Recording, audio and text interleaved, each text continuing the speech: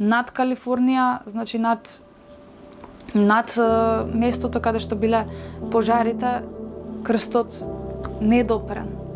Значи, Бог дава јасни знаци колку е тој моќен и колку Библијата е моќна и луѓето треба да се вратат кон неа.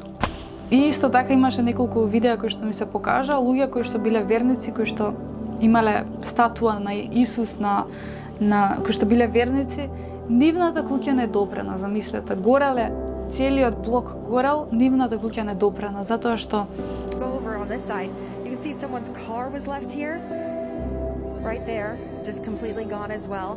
These homes just destroyed so fast when those winds came through. You can see the fire still burning a little bit in the back. This is his home here on Lincoln, not touched. And I think what's so incredible about it, look, he has his Jesus and his Virgin Mary out here. Possibly what protected his home here.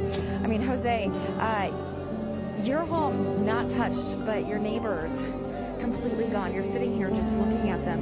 What are you thinking? Oh, I don't know, but it was terrible. It's terrible. So Jose, you actually helped try to save your neighbors' homes. Tell me about that. I saved my house and I saved 3 other houses of my neighbors. How are you feeling that your house is still standing? I feel so happy because that's something impossible. What I see, everything had a look. I see something impossible so I can save my house. This could have been your home, is what you're seeing. Затоа што Бог ги казнува оние кои што грешеле. Оние кои што се Бога секогаш биле заштитени. Тоа е и во сите примери на самата Библија, и Мојсей. За многу луѓе Светото писмо и Библијата и Бог е една некоја стара традиција, догматска, приказна и така натаму, меѓутоа сето тоа е наметнато од самата сатана, како луѓето да го заборават Бога во своите животи, да станат зависни од злото. Во прво послание до Коринтијаните